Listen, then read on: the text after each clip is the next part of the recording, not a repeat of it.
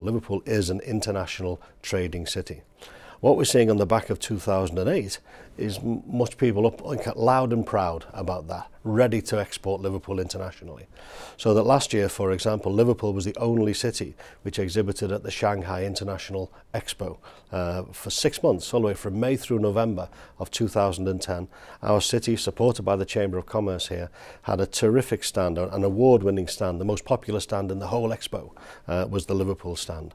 And that was all. That was because people realise here that Liverpool's future isn't introspective, it's international. And obviously that's music to my ears as a Chamber of Commerce. That's why we exist, to promote internationalism. And the city is becoming very, very confident now internationally.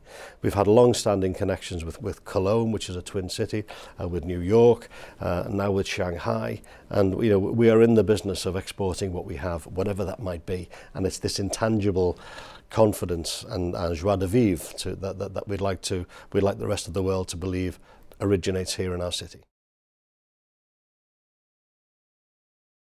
And people do feel better about the city.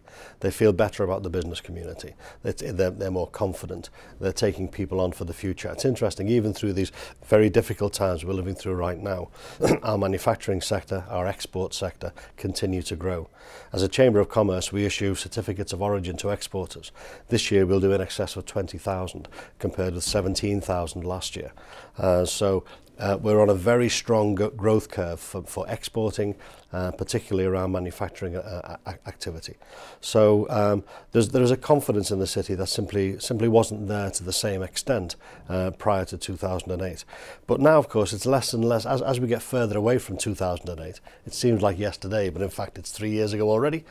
As we get further and further away, then the effect will diminish. But what it's given us is a huge step forward, a huge push, it's up to people like the Chamber of Commerce, like the City Council, like our big businesses, to keep going, to capitalise on that feel-good factor.